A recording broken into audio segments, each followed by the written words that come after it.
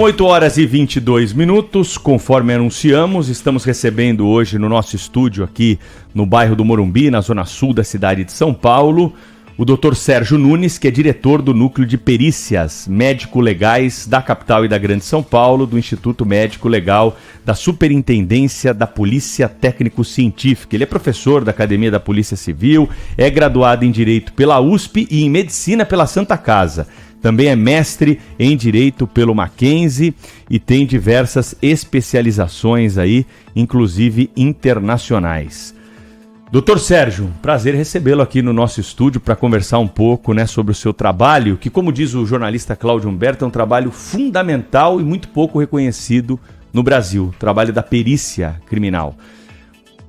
É correto, a minha primeira pergunta já para o senhor é a seguinte, é correto dizer que o senhor é um perito criminal? Qual é a terminologia correta para o profissional que atua nessa área e qual é o seu campo de atuação? Muito bom dia.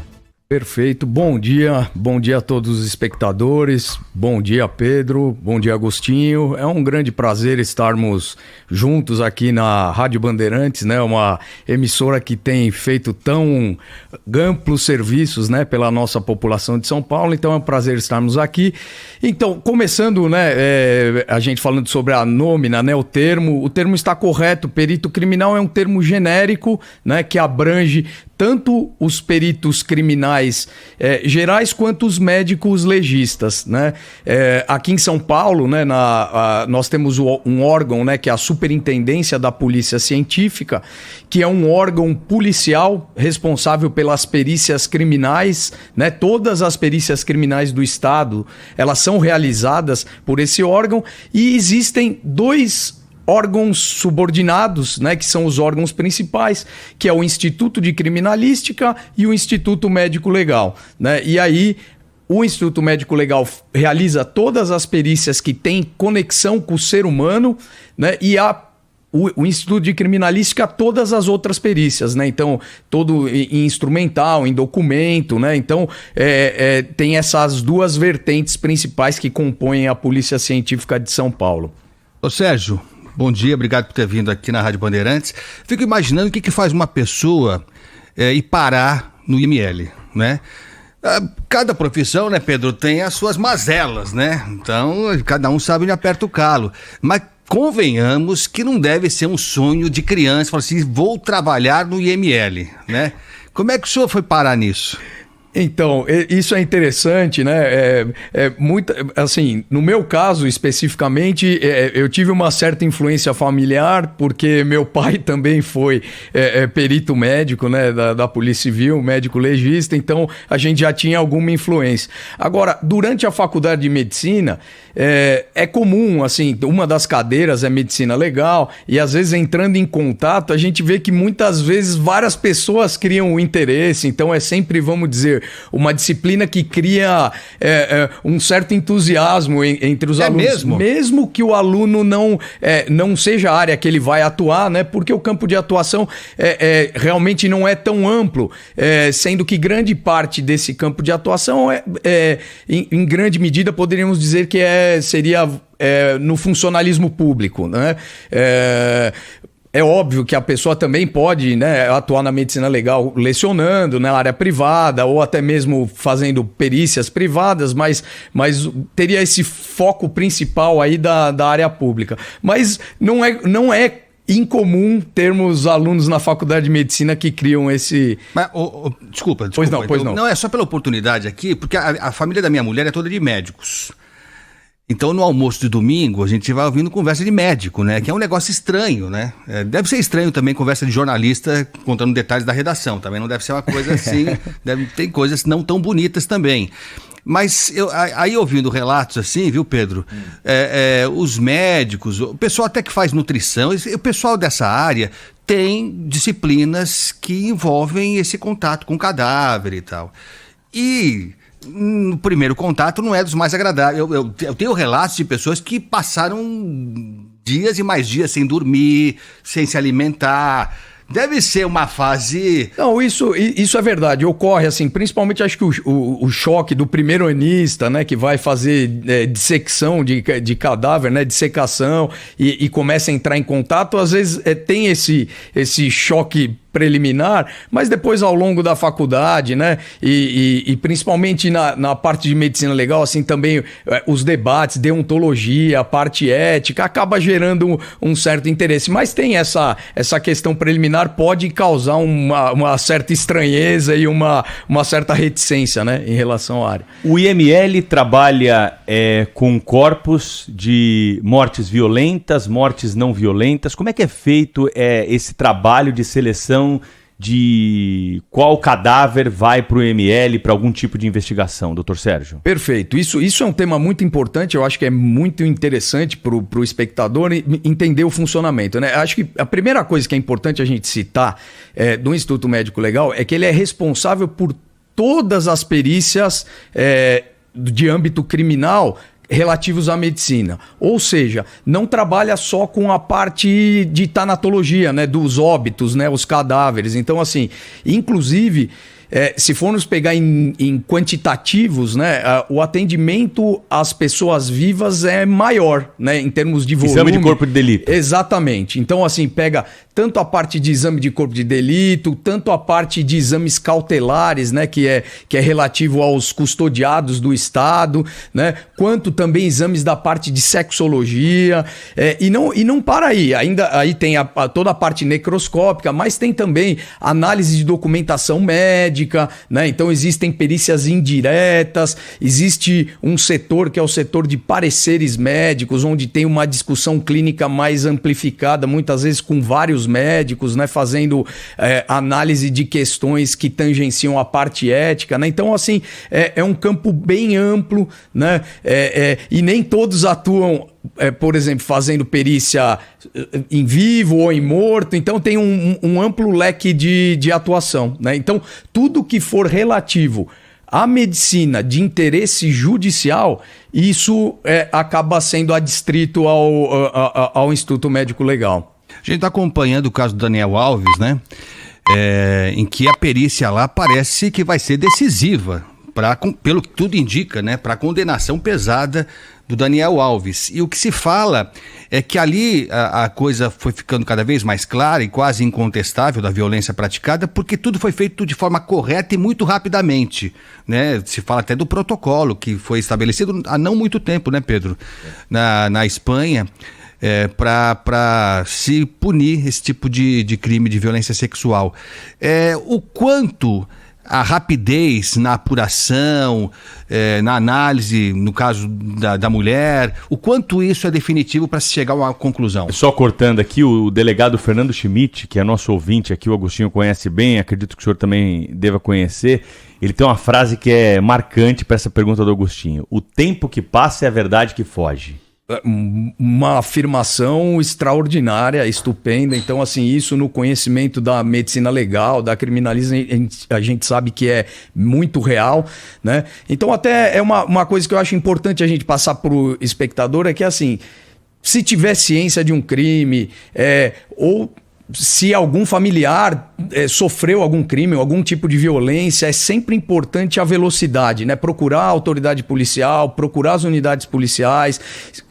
A partir do momento que a autoridade policial emitiu uma requisição, a pessoa rapidamente se dirigir ao órgão pericial, porque realmente a cada segundo que passa, né, isso... Nesse caso de violência sexual, quanto tempo mais ou menos? O ideal é que seja imediatamente enviado para a perícia. É óbvio, assim, o que a gente diz, mesmo que tenha passado um certo tempo, é importante que a vítima seja levada depois, né? Não existe um prazo fixo, mas assim, qualquer ciência do crime deve ser rapidamente investigado, para que sejam detectados vestígios, tanto da parte clínica, quanto também a coleta de materiais.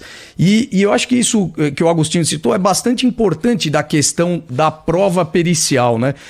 Tanto no nosso direito, né, brasileiro, que é um direito mais relacionado ao direito romano, quanto o direito anglo-saxão, né, mas principalmente no anglo-saxão, assim, a perícia seria, vamos dizer, a prova maior. Por quê? Porque é uma perícia mais isenta, uma perícia que vai usar de parâmetros científicos, de parâmetros técnicos, tecnológicos, ou seja, minimiza-se a questão da subjetividade, né? Então não são interpretações. Muitas vezes a gente sabe que é importante também a prova testemunhal, mas muitas vezes na hora da prova testemunhal pode ter alguma subjetividade, alguma coisa que venha a ter uma certa interferência. Já a prova pericial é a chance de você se aproximar da verdade, por ser uma análise isenta, né? Usando tecnologias. E essa é a nossa visão, né? Usar o melhor que tiver da ciência, da tecnologia, para a elucidação, né, judicial, em todos os campos, né? E nesse caso, com certeza, também dos crimes sexuais, é fundamental, né, que toda a parte pericial. Estamos conversando com o Dr. Sérgio Nunes, que é diretor do Núcleo de Perícias Médico-Legais da capital e da Grande São Paulo. Dr. Sérgio, o senhor falou da perícia, né? Eu estava lembrando, viu, Pedro, um caso que a gente acompanhou junto, um dos vários, o caso da Isabela Nardoni. Sim. Foi 2008, né? Aquele caso da menininha que concluiu-se, né? Que ela foi arremessada pela janela pelo pai e pela madrasta. E aí, foi um caso trágico, enfim. E basicamente, se eu não estou enganado, esse caso foi solucionado, foi definido como crime mesmo, tanto que eles estão presos até agora, até onde eu sei, continuam presos, por conta da perícia. Porque, surpreendentemente, a gente conversa bastante sobre isso, o casal até hoje não confessou o crime. Nunca confessou o crime. O que poderia acontecer? Algum abre, né? Na prisão, o cara fala, foi ela, não foi ele e tal. Não aconteceu. Eles continuam negando o crime, a autoria do crime, mas foi a perícia ali que bateu o martelo. E eu vou lembrar sempre, teve o dia lá em que o promotor foi fazer o anúncio oficial, lá, os laudos e tal. E aí tinha um laudo lá, você lembra, né, Pedro? Que era o seguinte, a perícia chegou à conclusão que foi o pai mesmo que arremessou a menina, porque ele estava debruçado. Isso. E havia marcas na camisa dele que eram correspondentes, segundo o perito, às marcas deixadas pela tela da janela. Então a tela foi cortada, ele se debruçou, colocou os braços para fora no corpo da menina e jogou a menina. Então, segundo a perícia, as marcas correspondiam exatamente à tela que ficou marcada na camisa e correspondia ao peso da menina. Tudo isso. Então você tem que acreditar na perícia, né? Eu tenho que acreditar fielmente, assim, tem que ter fé de que aquilo é verdade, porque não há concretamente como agente leigo contestar ou não. Teve a história do luminol também, né? Acho que foi a primeira vez que eu ouvi falar em luminol. Apareceu o luminol lá que... Que é a substância que indica a presença de sangue. Né? Exatamente. Você passa lá um negócio, né, fluorescente lá que identifica tudo. E tava vencido, né? Tava vencido. É o Brasil, né? Mas funcionou ali. Né? Consta que funcionou, sei lá, né? Se o fornecedor lá, se o fabricante dava garantia, não sei. Então tem tudo isso. O quanto a gente pode acreditar que a perícia é sempre... Tem perícia que é 50%? Pode ser, mas pode não ser? Na verdade, eu acho que essa é justamente a função da perícia. Você tentar extrair o máximo possível, né, a partir das evidências, né, o máximo possível de informações e fazer informações taxativas mediante aquilo que a ciência permite que se fale. Então, muitas vezes você pode estar diante de um vestígio que não te dá certeza de alguma coisa e isso tem que ficar explícito no relatório, né? Falar, olha... Nesse caso, não dá para eu afirmar taxativamente determinada questão. Agora, num outro caso que você tem lá, por exemplo, essa questão da blusa, de encostar, eventualmente a microscopia vai detectar lá uma fibra. Eu não participei dessa perícia, então não estou falando especificamente desse caso. Em tese, sim. Né? Hipoteticamente, né? Então, assim, é possível você, pela microscopia, detectar lá na blusa uma fibra que tinha a mesma fibra idêntica que teria na janela, né, na tela. Então isso é possível realmente afirmar e realmente a ciência permite fazer afirmações taxativas, né? E nesse caso vai se olhar, vai analisar e vai falar, olha, é a exata fibra. Essa fibra não é uma fibra similar. Essa fibra é a fibra idêntica que foi encontrado naquele material. Então, nesses casos, né, é possível ter uma segurança, né? E por isso, até mesmo, que acaba trazendo subsídios para persecução criminal, né? Por exemplo, o Ministério Público fica mais seguro de poder fazer uma acusação, sendo que ele está analisando e fala, olha, realmente existem dados robustos, dados científicos que provam determinada tese, né? Então, acho que essa é a principal função da perícia criminal como um todo, né? Que é analisar os vestígios e trazer subsídios para que o Estado consiga fazer uma persecução adequada, né? E trazer justiça para a população, claro, né? Sem dúvida. Quanto São Paulo está em compasso com o mundo no que existe de moderno para esse tipo de trabalho da perícia? Porque a gente, assim, eu sou fã desses seriados, eu adoro essas suspense, esse caso aqui, como é que ele foi esclarecido, pegou um vestígio ali, confrontou com o outro, e foi lá no laboratório. E o MacGyver, né? Então? Sensacional, MacGyver. É assim, é uma coisa espetacular. Você assiste aí Bone, CSI, e o caso é resolvido em 40 minutos, né? A gente imagina que, claro, não é assim na prática. Mas laboratório de DNA, São Paulo tem essas coisas aí? Conta alguma coisa que vai surpreender o ouvinte aqui desse ponto da investigação que a gente imagina que só existe em filme e em série. Não, estamos... assim, é óbvio que tem sempre, vamos dizer, as inovações nascem em algum centro internacional e a ideia é sempre, né, todos os países se moverem no sentido de alcançar isso. São Paulo realmente é um polo de ponta, né, em termos de medicina legal, em termos de criminalística, assim, reconhecido no Brasil. Até mesmo é comum termos trabalhos assim, internacionais, né, que consigam, né, que consigam mostrar isso ao mundo. Eu poderia citar assim, são várias tecnologias, mas, por exemplo, essa parte de DNA nós temos.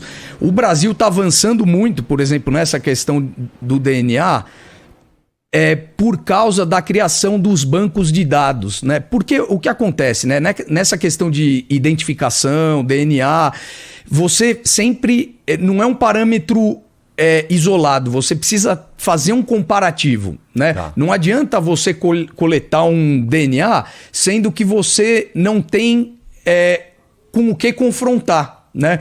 Então, qual é o grande avanço que está tendo no Brasil nos últimos tempos, né? E aí a Polícia de São Paulo é uma das que está na vanguarda, a Polícia Federal, ela acolhe muito perfil de DNA também. Então, qual é a ideia? Você gerar um banco de dados grande para quando você tiver um evento criminal, você consiga confrontar aquele DNA com o seu banco de dados, né? Então, assim, isso é uma coisa que está acontecendo mundialmente e o Brasil está em compasso, né? E a Justiça está aceitando essa prova? Aceita a prova, desde que, é óbvio, existem parâmetros jurídicos que devem ser respeitados. Então, por exemplo, você vai fazer um confronto de DNA. E aí, por exemplo, você precisa pegar o material de uma pessoa viva. Você precisa ter autorização dela, assinar as requisições para que você deixe que se torne uma prova lícita, né? Não ocorrer nenhuma irregularidade com a evidência. Mas, assim... O DNA é uma delas, a toxicologia, né? Vários equipamentos modernos. Tem uma área que eu atuo muito, e aí eu posso falar com bastante propriedade, que é a parte de radiologia, né? Então, hoje em dia, nós temos aquilo que a gente fala que é as virtópsias, né? Que é a ideia de você usar tomografia, ressonância. E aqui em São Paulo, por exemplo, nós tivemos a primeira ressonância de uso policial da América Latina, né? Que já foi implantado há vários anos aqui em São Paulo. Então, isso ajuda muito nos casos, né? Tanto no âmbito da identificação. Mas para identificar uma lesão, assim? Ajuda a identificar lesão, ajuda a identificar a causa de morte, eventualmente uma fratura que é muito pequena que não pegaria numa necrópsia convencional, aí é possível pegar, né, pela virtópsia. Ajuda a demonstrar os casos no tribunal, então você pode mostrar imagens digitais, reconstruções. Então tem uma série de coisas, né, que se a gente sentasse só para falar de inovações, ficaríamos aí o dia inteiro, né? Mas a ideia justamente é essa. São Paulo precisa estar na vanguarda, mas precisa cada vez mais ter investimentos, ter uma corrida tecnológica para se manter, né, equiparada aí aos grandes centros internacionais, né? O senhor falou sobre a importância de ter com o que comparar, né? Você tem que ter um banco de dados, senão você compara o que com o que, né? Não sai do lugar. E eu estava lendo que há um problema sério, que é bem a cara do Brasil mesmo, infelizmente, que é o seguinte: a arcada dentária é uma forma de você identificar também, né? Um cadáver, enfim. Mas você tem que ter com o que comparar. E aí o que acontece é que as pessoas não têm. As pessoas não fazem tratamento dentário, então não adianta, né? Vira um dado sem eficácia, o dente, né? É mesmo isso aí? É o principal para fazer o reconhecimento quando não há eventualmente, assim, cada situação ela requer um determinado tipo de análise, mas muitas vezes, por exemplo, já teve acidente aéreo, que inclusive nós participamos, né, das perícias, que a parte digital, né? Porque a impressão digital ela é muito importante, né? Essa é certeza. Exato. E assim, e hoje em dia tem vários sistemas importantes, né? O AFIS, que você, tendo as digitais, né, no banco de dados, você consegue correr o sistema e em poucos minutos você identificar aquela pessoa pelo sistema, né? Aqui em São Paulo, né, com o auxílio do IRGD, da Polícia Civil, a gente costuma fazer, né, aquela legitimação à distância, né, o LEAD, que é um grande avanço. Por quê? Porque você colhe digitais e você não precisa levar até o lugar. Então aquilo é mandado digitalmente e o setor de identificação consegue rapidamente checar se aquela digital, né, pode demorar um pouco mais, se não tiver, por exemplo, ainda no digitalizado, não está no AFIS e tal, então aí precisa voltar para as análises convencionais, que é nos armários, né, para se chegar numa... Mas no futuro, com certeza, vai ser tudo digital, né? Né, somando aí a questão da arcada dentária, eu falei da digital porque ela é muito importante, mas, por exemplo, num dos acidentes aéreos aí que estivemos trabalhando muitas dificuldades, com a carbonização se perdeu a capacidade, em muitos casos, até foi na maioria, de você tirar a digital. Então foi necessário abrir mão de outros procedimentos. E aí, por exemplo, a odontologia legal somou muito. Então, principalmente se a pessoa tem um tratamento dentário prévio, você resolve o caso. Então, por exemplo, na aviação, a parte dos comissários, né, os tripulantes, né, e esses são obrigados a fazer exames periódicos, dentários, tal. Então existe a radiografia panorâmica. Então nesse caso é simples, você pega a panorâmica e faz uma nova panorâmica, confronta e você consegue chegar na identificação, né? Então, para cada caso, uma modalidade pode ser, né, a mais importante, né? O Pedro falou sobre avanços, né? A gente quer saber novidades, né? E eu estava vendo aqui sobre a questão das digitais, né? Que no caso de Brumadinho, da tragédia de Brumadinho, e depois a gente vai falar também sobre a questão aqui do litoral norte de São Paulo. E da Boate Kiss também, que eu assisti a série aí, que tem uma pergunta pro senhor, mas vai lá. Diz que, eu não sei, foi o que eu vi aqui, diz que havia corpos em situação avançada de decomposição, enfim, carbonizados inclusive e tal. E aí diz que usaram, doutor, uma técnica que é um tal de um silicone de alta performance para moldar o desenho da digital. Porque era o corpo estava num estado realmente, né, bem avançado. Como que é isso, hein? É plenamente possível. Isso é uma coisa que é utilizada, né? A gente até fala em casos aí que tem avançado, no caso da putrefação, a gente pode tentar fazer aquilo que se chama luva cadavérica, então pode usar a questão do silicone, que nada mais é, a ideia é tentar tirar a digital numa situação que não é ideal, né? Então, com um pouco de material, você tentar, de alguma forma, obter aquilo, o máximo possível de detalhamento para poder fazer o confronto, né? E aí pode voltar para essa situação. Você tendo a imagem, você pode rodar nos sistemas, né? E inclusive aí o AFIS pode apontar, ó, existe já essa digital e é de tal pessoa. Você vê, né? Pelas semelhanças, por alguns traços. Exato. Isso assim foi uma revolução, né? Entre o século XIX e o XX, no final do século XIX, né? Já quase no XX, que foi Vucetich, né? Que fez esse sistema. Ele ajuda muito. Tem a ver com a posição do delta, tal. Então são determinados tipos de acidentes, né, na digital que permite você fazer a classificação, né? Nessa questão de identificação, assim, os métodos de identificação eles são bons na medida em que o parâmetro que você usa são parâmetros perenes, são parâmetros estáveis. O que eu estou querendo dizer? A digital é um excelente parâmetro. Por quê? Porque o recém-nascido, né, na verdade até intraútero, desde o 6º mês de gestação até o fim da vida, a pessoa vai ter a mesma digital, né? Ela é perene. E nenhuma é igual a outra. E nenhuma é igual a outra. Mas tem gente que perde a digital, não tem? Existem doenças ou até mesmo... Eu tô ficando velhinho, tá gastando... Você vai no banco lá, não na hora de votar. Pra votar, não deu. Não ia de... Tudo bem que o sistema também tinha problemas, mas tem gente que vai perdendo digital, não vai? Perde, tem problema. Às vezes em aeroporto tem essa questão, né? Então por isso que assim, o que a gente fala, que a identificação ela é um processo amplo, né? A gente não pode contar com uma coisa só, né? E a identificação, então, assim, ela tem vários ramos, né? Então, tem a odontologia legal, essa parte de identificação. E falando em identificação, existem, assim, 2 ramos principais, né? Quais seriam? A identificação judiciária ou policial e a identificação médico-legal, né? São os 2 braços principais. Então, assim, a digital seria de identificação judiciária, né? Porque você não precisa de um médico para certificar aquilo. E aí existe a identificação médico-legal, que aí é um diagnóstico médico, né? Que aí vai requerer, por exemplo, conhecimentos de antropologia médico-legal, né? Antropologia médico-legal é o estudo do homem do ponto de vista da medicina legal. Então você pode extrair várias informações, por exemplo, de uma ossada, de um esqueleto, e falar, olha, esse esqueleto era de um homem... com altura mais ou menos, né, numa certa faixa, a etnia, que são coisas que é possível, você tem valores tabelados, você tem como, né, cientificamente se certificar daqueles diagnósticos, né? Doutor Sérgio, que é perito criminal, está com a gente hoje aqui no Jornal Gente, né, falando um pouco sobre o trabalho nessa área.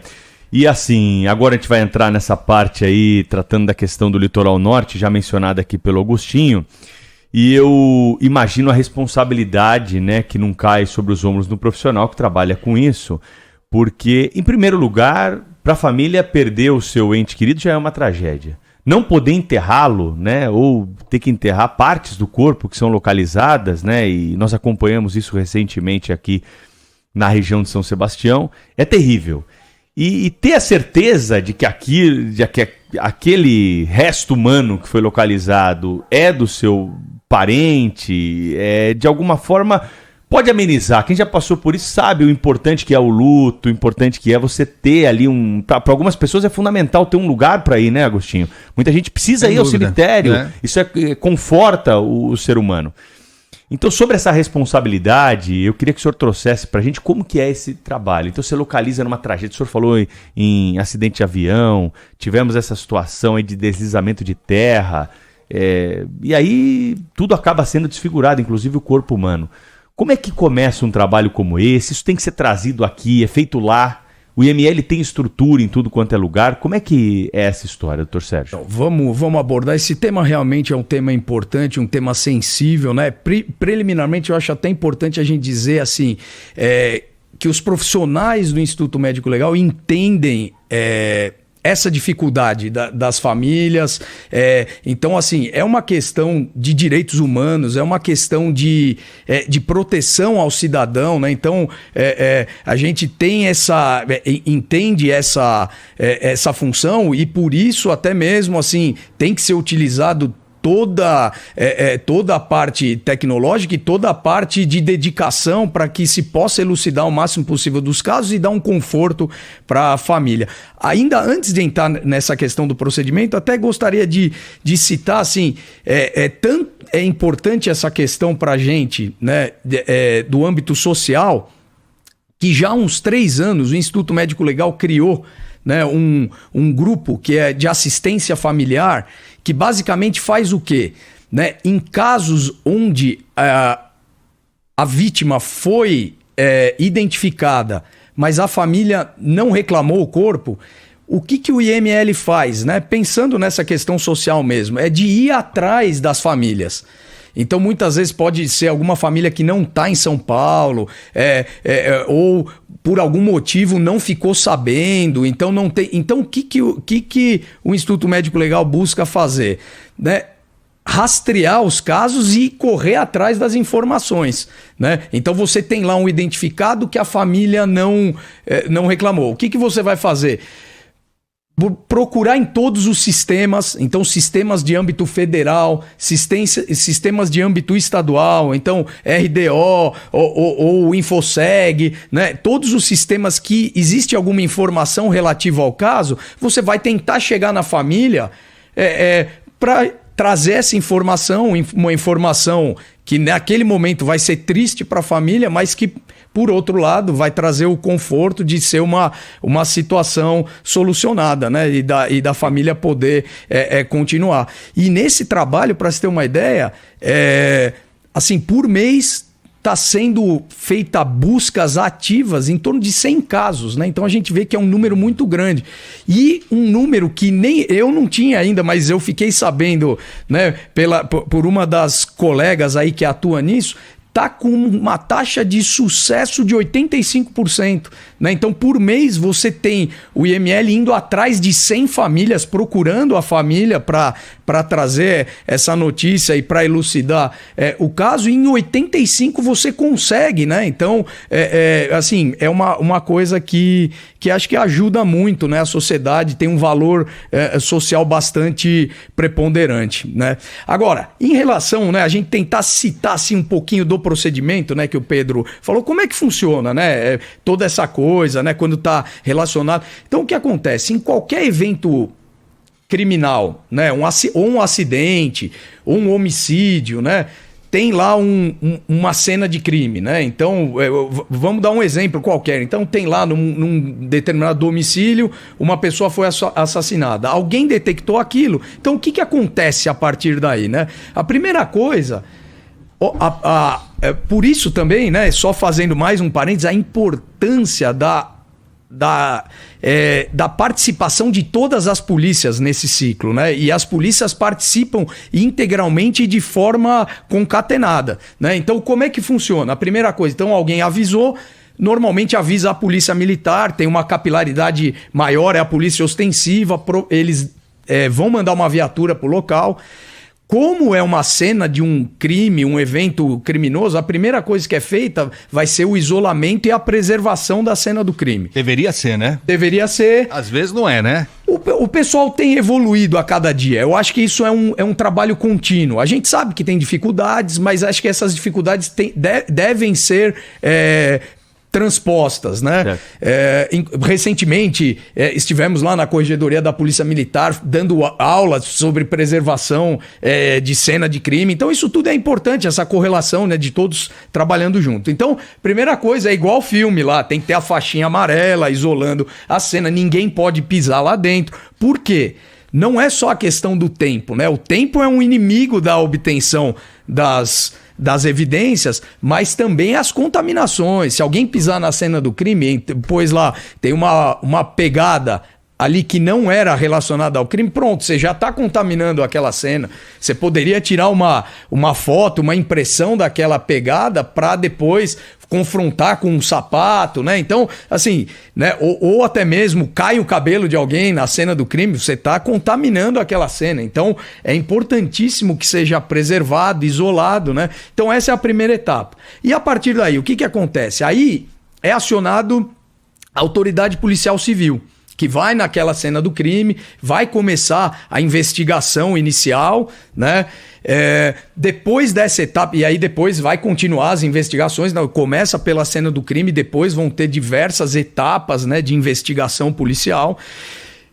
E logo em seguida, qual é a próxima etapa? Aí acionar a perícia criminal. E aí, preliminarmente, da parte criminalística, né? Então vai um perito para a cena do crime, e esse perito vai fazer toda aquela análise pericial, né? Que é entrar na cena, procurar evidência. Olha, tem um cabelo aqui, então o que ele vai fazer? Com os materiais adequados, luvas, lacres, vai coletar aquele material e guardar. Tem que ter uma cadeia de custódia dos materiais, né? Então isso tudo tem todo um procedimento complexo. Então daí é feito o exame perinecroscópico, então que o perito criminal vai olhar ao redor do cadáver lá que teve o homicídio, né? Então tem toda essa parte investigativa. Depois de liberada a cena do crime, né, pela perícia criminal, aí o corpo é enviado para o IML, né, vai ser recolhido por uma viatura do Instituto Médico Legal e levado para a perícia médico-legal especificamente, né? E aí, depende do caso, você vai ver se é uma... por exemplo, o cadáver está conservado, você consegue tirar a impressão digital, provavelmente a primeira coisa que vai ser feita é o LEAD.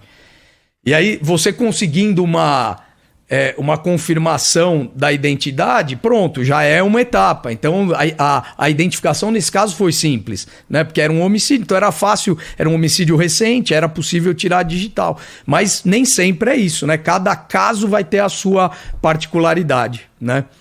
Ô Sérgio, o senhor está falando de cena de crime, né? E toda vez que a gente fala sobre... A gente quer saber detalhes, né? Detalhes, como é que faz, né? Um fio de cabelo e tal. Mas eu fico pensando que cada vez que a gente divulga detalhes, a gente está facilitando a vida de quem quer atrapalhar a vida do perito, né? Então, não são raros os casos em que o cidadão, depois de assassinar alguém, incinera o corpo. Tô lembrando do caso Bruno, né? Que o corpo nunca foi encontrado, né? Da Elisa Samúdio, né? Sim. Nunca foi encontrado. Aliás, é interessante, estava lendo agora recentemente que deram a certidão de óbito, a justiça decidiu dar a certidão de óbito e tal, mas sem ter o atestado de óbito, porque o corpo não foi encontrado. Então, chegou-se à conclusão de que deve ter morrido mesmo, né?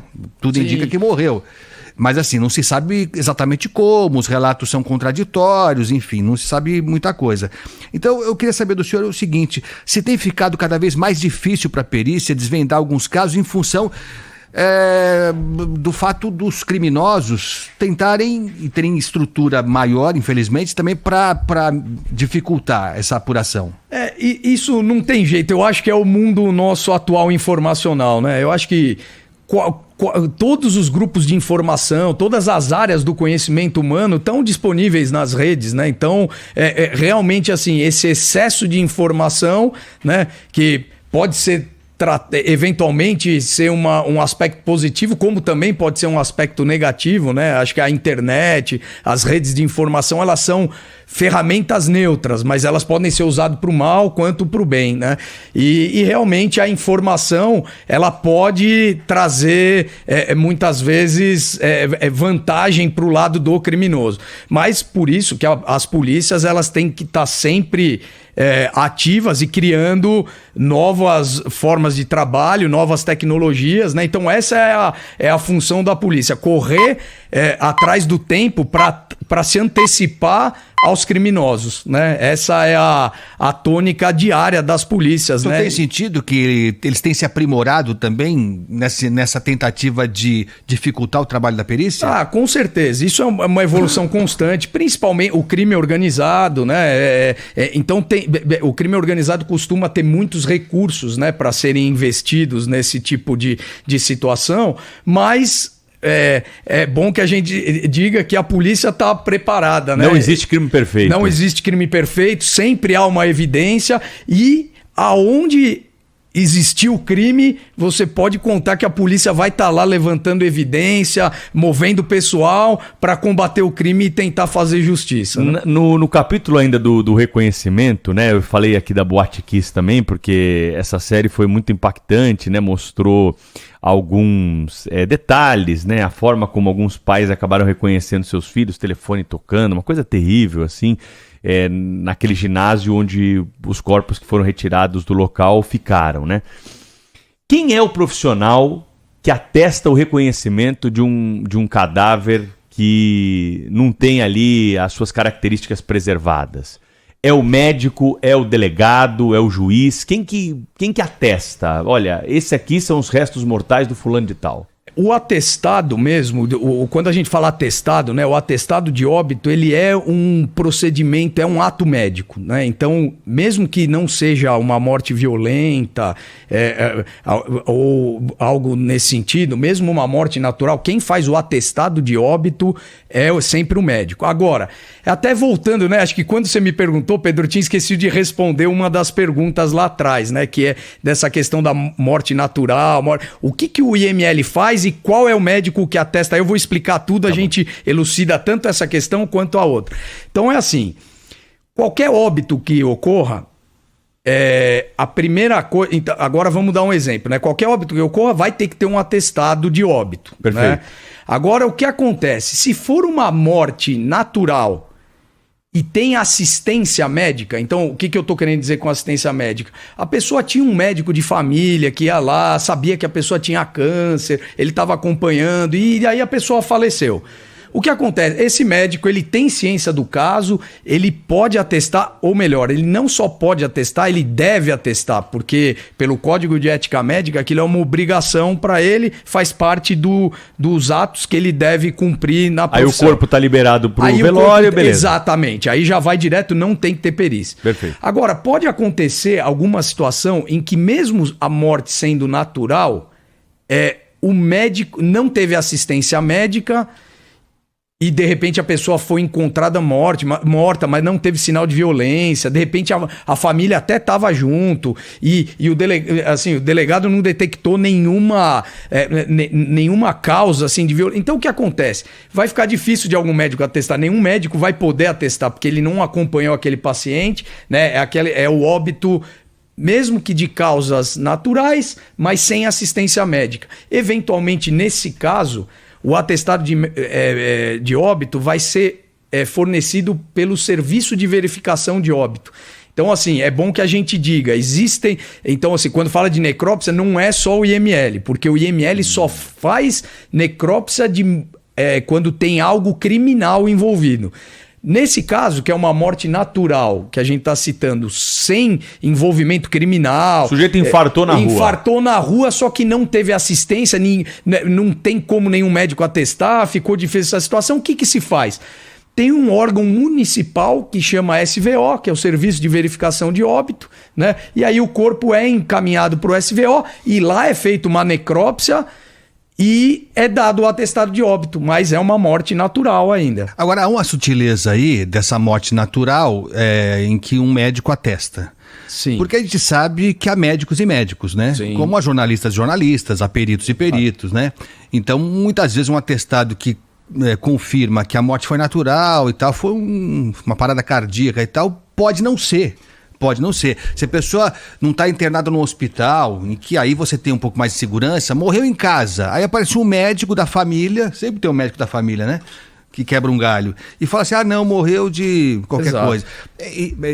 Isso pode esconder algo diferente, né, doutor? Pode, mas assim, nós nesse caso estaremos frente a um crime também, né? Porque foi como se fosse a família um falso pode pedir atestado. uma necropsia aí nesse caso aí, por exemplo, para saber do que a pessoa morreu? Possível. É comum, assim, antigamente, né? A gente até acompanha alguns gráficos tal. Antigamente, em hospital, principalmente hospital e escola, se fazia um número maior de necrópsias que não era nada de violência.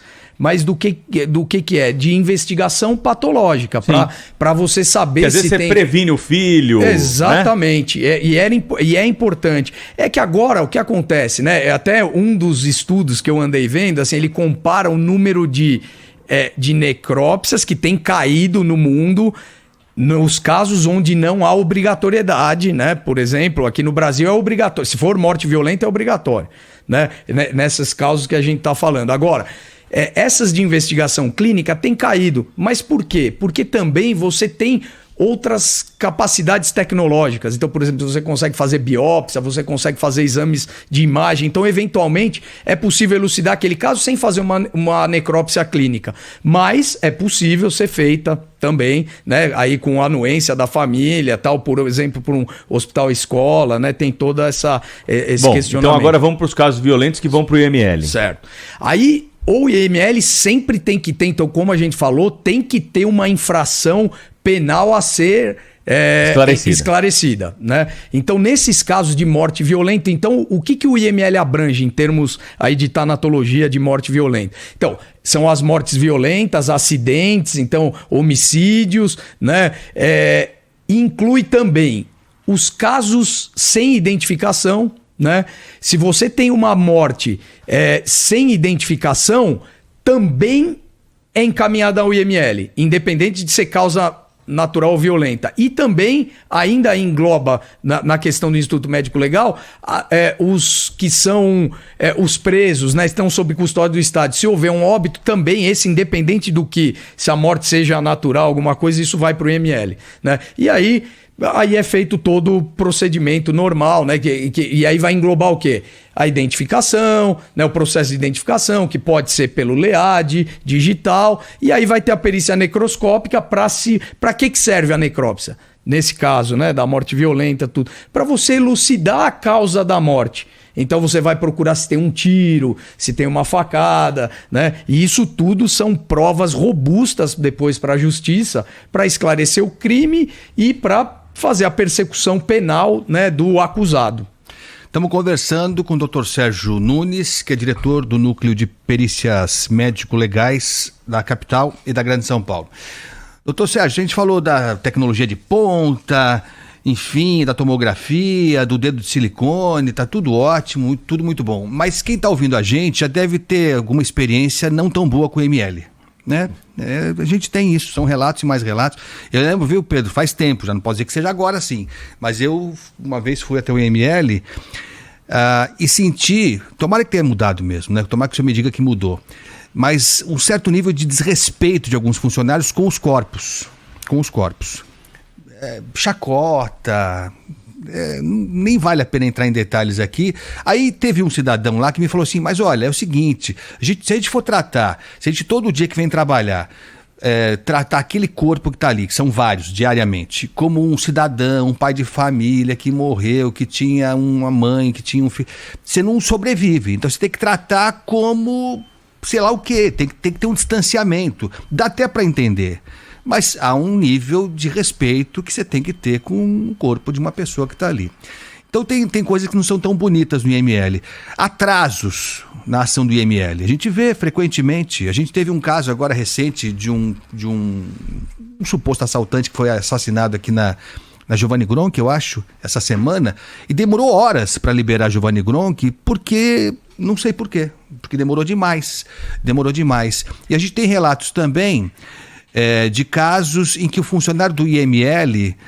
Porque assim, o senhor está no gabinete, na linha de ponta, na linha de frente, quem vai atender o cidadão é uma outra pessoa. Sim. É uma outra pessoa que o senhor não tem como ingerir naquele momento na atividade dele. E há contatos com funerárias, a negociação de corpos com funerárias. Isso não é raro. Isso não é raro do funcionário do IML que já negocia com uma funerária particular para ir lá, conversar com a família, induzir a família a contratar uma empresa privada. A gente espera que mude, porque vai ter a privatização agora na terça-feira. Começa para valer as empresas privadas no serviço funerário. Queria que o senhor falasse um pouco sobre tudo isso, esse lado não tão bonito do IML. Sim, eu acho assim, é óbvio, as instituições públicas têm as suas dificuldades, né? O nosso foco realmente é impedir que algo nesse sentido aconteça, e aí eu acho que existem as ferramentas adequadas, então tem a corregedoria de polícia, tem as ouvidorias, a gente até estimula que isso seja feito, que é justamente para que nós tenhamos informações para se poder coibir esse tipo de coisa. Agora, assim, tem sempre... É importante a gente eventualmente até saber os casos específicos para saber exatamente o que aconteceu, porque como a gente estava explicando, por exemplo, nessa questão do homicídio na rua, é um encadeamento de sequência de fatores e muitas vezes não depende de uma única instituição. Então, por exemplo, vamos dizer que se demorou para chegar a polícia militar, já é um atraso, ou então demorou a autoridade policial, ou é um caso complexo, a investigação demorou mais no local, ou teve algum problema depois com a perícia, né? A gente tem tentado, por exemplo, no Instituto Médico Legal, o que é uma das coisas que a gente tem tentado melhorar? Essa questão do fluxo de tecnologia da informação. Então, hoje em dia existe o CICC, que é o Centro de Controle e Comando, que é para a gente tentar ter um monitoramento ao vivo do que está acontecendo. E qual é a ideia? A gente tentar agilizar o máximo possível o que for da polícia científica. Então, uma das coisas que, assim, no dia a dia a gente tem conseguido fazer, por exemplo, Se a gente tem informação de um crime, mesmo que ainda não trafegou a informação, o que muitas vezes a gente até tem feito, né, com o apoio lá da frota do IML, já manda uma viatura do IML às vezes. Então, quer dizer, o local não foi liberado, mas a viatura já está lá. Quantos carros o IML tem hoje para atender São Paulo? São vários. Eu posso dizer que são mais de 30 carros. Tem isso. Para quê? Para Grande São Paulo? Para a capital. Para a capital, né? Porque o que acontece? A recolha na capital é feita pela frota do IML. Mas no interior não é feito. Não é pouco, 30, doutor? Para a capital nem tanto.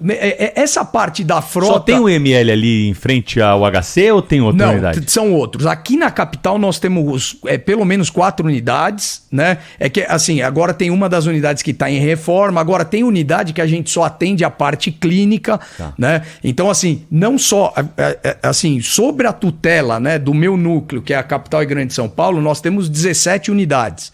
Então, tem assim, toda essa parte do ABC, então Santo André, tem Osasco, tem toda... E aí, quando não é a viatura do ML, quem que faz essa remoção? Aí pode ser a prefeitura, né? E aí depende de outros órgãos que não é a gente. Então, por isso que a gente fala que é uma coisa complexa. A capital é o IML. A capital é o IML. Né? Eu vou insistir, 30 carros no trânsito tô como falando de São por Paulo. cima, assim, é que eu sei que das viaturas novas, eu sei que a gente tem 30, 40 apostos, assim, né? Que foi recente, é viatura nova, né?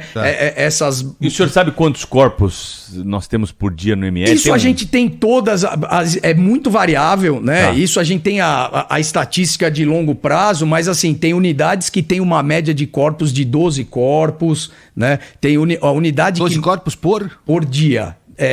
Se a gente contar 24 horas na média, né? Então, por exemplo, a unidade oeste, a unidade leste, elas têm uma média em torno de 12 corpos. Então, você tem 12 corpos criminais. A cidade toda, por dia, em média, quanto? Na cidade toda, eu precisaria fazer um cálculo, mas, quer ver, por cima, se a gente somar 12 lá, 12... Olha, é um número, assim, eu tenho como, isso a gente tem monitorado, é que eu não trouxe os números. Mas aqui, a ordem de grandeza, ordem de grandeza. Quantas unidades? 50, eu diria, mas assim, é um número agora, muito quando aproximado. Você tem um fato, né, como esse, assim, uma Boate Kiss, Brumadinho, acidente com o avião da TAM aqui em Congonhas, aí você precisa de Aí é uma outra estrutura, exato. Mas aí chega uma estrutura suplementar... Pode ser feito isso, depende do andamento. Então, assim, a gente tem... para cada tipo de acidente, já tem meio uma resposta pronta de ação, né? Então, inclusive, assim...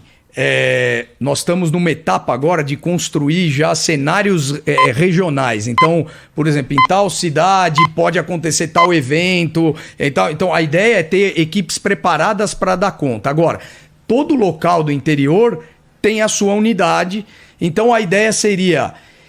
que assim, é difícil falar genericamente, mas, por exemplo, uma queda de avião, por exemplo. Se for num local meio longe, eventualmente seja necessário criar um local temporário onde vai se fazer a perícia. Agora, pode ter outros lugares que é mais fácil o deslocamento para a unidade.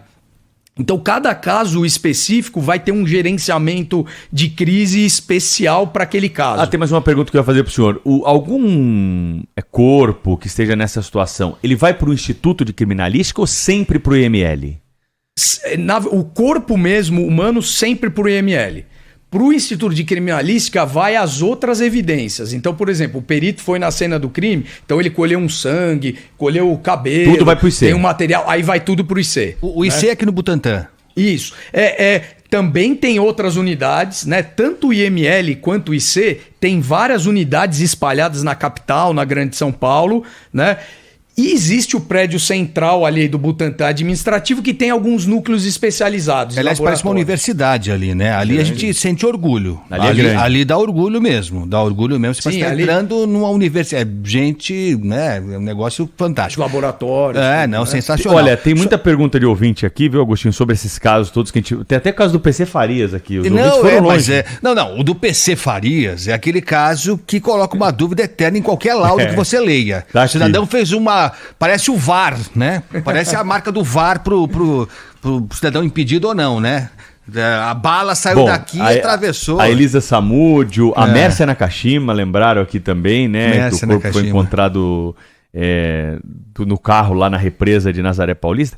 Mas tem uma pergunta interessante que eu queria passar para o senhor, que é sobre catalepsia. Um ouvinte aqui está dizendo que em determinado momento ficou sabendo de um caso, cadáver encontrado lá em Piracicaba, na transferência, eu estou até rindo porque chega a ser cômico aqui, na transferência para São Paulo, para o ML, o sujeito acordou. Acontece mesmo isso? Olha, assim, a gente ouve falar, eu nunca testemunhei, nem tive... Graças a Deus, né? Graças a Deus. Agora, a perícia do IML nunca vai ser feito num caso duvidoso, né? Tanto que é do Código Processual Penal, fala que tem que ser feito com no mínimo 6 horas, tal, e tem que ter os sinais de morte. Então, assim, existem aquilo que a gente fala, né? Os sinais imediatos de morte, os sinais consecutivos. Então, você, para começar a perícia, primeiro precisa constatar que existem aqueles sinais de morte. Tanto que no laudo final, laudo necroscópico, ele começa descrevendo quais são os sinais de morte que foram encontrados, né? Então, assim, não existe o menor risco de alguém sofrer algum procedimento do IML. Agora, o medo assim, o que pode acontecer é antes de que, né, que tenha essa... Então, alguém não constatou, alguém chamou a polícia, mas ainda o médico não analisou, né? Então, isso não correria esse risco, né? Graças a Deus. Agora é o seguinte, tá me ocorrendo agora aqui. O cidadão é doador de órgãos, por exemplo. Como é que funciona isso? A polícia fica sabendo disso, a perícia fica sabendo disso, o procedimento é retardado, como é que faz? Pode ser, assim, até uma coisa interessante, né? Hoje na atualidade, né, da lei brasileira, o que configura a morte, né, é justamente aquilo que está descrito na lei dos transplantes, né? Então, realmente, o evento morte, ele é caracterizado a partir da morte encefálica, né? Então, essa própria lei federal, que é a lei dos transplantes, ela propõe isso, né? E isso existem, vamos dizer que a pessoa está lá no hospital, na UTI, e ela falece, e ela tem uma boa condição física, não Às vezes o coração está batendo ainda. O coração está batendo. Então, muitas vezes com o coração batendo e a pessoa é doadora de órgãos, o que você vai fazer? Com a autorização da família, com todas as autorizações, tudo correto, você mantém o aparelho ligado.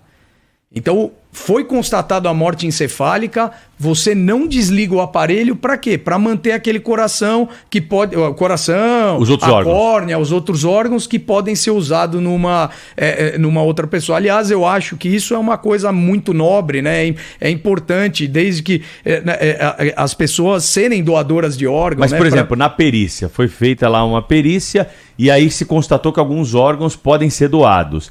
A pessoa não manifestou interesse, é consultada a família, a perícia pode fazer a doação? No caso da perícia é mais difícil porque muitas vezes pode ter pode acontecer, mas normalmente, como você tem uma infração penal a ser apurada, você precisa ter certeza de que aquele órgão não vai ter alguma influência a posteriori, né? Por exemplo, mesmo que já foi feita a necrópsia e tal, mas mesmo a pessoa às vezes inumada, você ainda pode exumar, né? Então tem esses cuidados adicionais no caso da perícia criminal, né? No âmbito criminal. Tá certo. Doutor Sérgio, estamos chegando quase no fim, mas dá tempo ainda de fazer mais algumas perguntas. Eu queria retomar um assunto que acho que a gente acabou não abordando profundamente, sobre essa mudança que vai ter na terça-feira das empresas novas do serviço funerário, né? Certo. A gente está cheio de dúvida, eu estou cheio de dúvida em relação a isso, não sei se vai ser bom, se vai ser ruim, vamos aguardar para ver. Mas em relação ao IML, o senhor acha que isso vai ajudar, vai ser melhor, a relação entre o IML e as empresas privadas? Isso é sempre delicado, porque é dinheiro envolvido. O que o senhor imagina? Olha, é difícil falar. Eu acho que o importante vai ser a gente acompanhar o andamento, né? E com certeza vai ser uma das missões do IML acompanhar para ver como é que está se desenvolvendo isso, né? Muitas vezes o que a gente já teve ciência, às vezes, de acontecer algum problema financeiro, de dinheiro, que às vezes não tinha nem a ver com o IML. Como já... então, assim, às vezes é feita uma negociação em nome do IML e assim, o IML nem o funcionário do IML nem tem ciência. Como também já aconteceu, eu já tive ciência de caso de funcionário do IML que teve teve algum indício, e isso é mandado para a corregedoria, para a investigação, né? E às vezes já chegou a ter evento de ser usado o nome do médico que nem sabia, o cara está trancado fazendo perícia e alguém está usando o nome dele para negociar. Então é uma situação complexa. Eu acho que o que requer de nós, órgãos públicos, é a vigilância, né? É tentar montar procedimentos onde você consiga fazer a coerção, coibir esse tipo de situação, e se acontecer, tem que ser denunciado, tem que ser investigado, né? Então a nossa função, né, principalmente da gestão, é fazer a apuração desses casos, tentar coibir da melhor maneira possível. Agora, é sempre um processo, né? Eu acho que a gente tem que melhorar a cada dia, né? Sim, agora o senhor acha que o risco vai ser maior? Porque está se falando de empresas que querem ter lucro, né? E nada contra o lucro, né? A empresa tem que ter lucro. Quando ela se mete no serviço funerário, eu já não sei muito bem o que a gente pode esperar. O senhor acha que o risco passa a ser maior? Olha, difícil falar, viu? Eu acho que vai ser difícil eu emitir uma opinião. Eu prefiro fazer o quê? A gente tá de olhos abertos para entender essa nova dinâmica, para ver qual tipo de repercussão, né? E a gente sabe o que é muito difícil aí. Cada região é de uma forma, né? Cada região tem uma forma de trabalho, são empresas diferentes, são servidores diferentes, né? Então, assim, requer um olhar bem amplo para poder compreender cada região. Ainda bem que eu sou diretor da capital grande de São Paulo.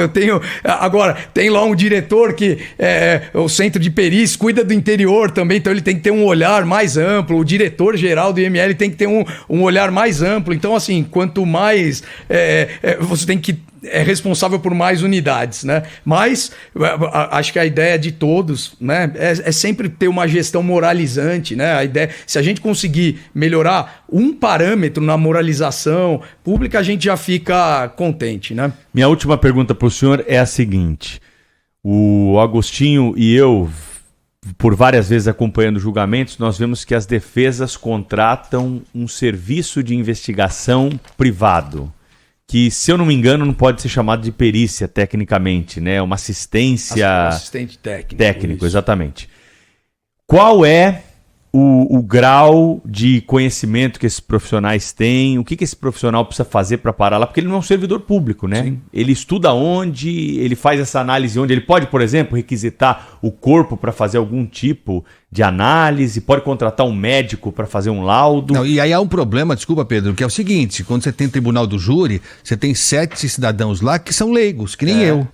Então você mostra aqui, ó. Vai ter um do lado e outro do outro. Aí você fala assim, ó, tô com uma perícia aqui, ó, assinada. Eu também tô. Com carinho. E aí você faz o quê, né? Exato. Então, eu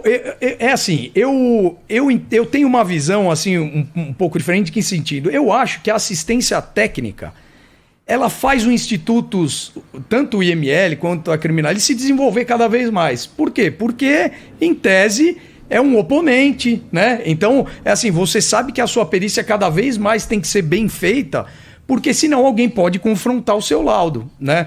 Agora, tem de tudo, né? Assim, você vai ter assistentes técnicos com ótima formação, né?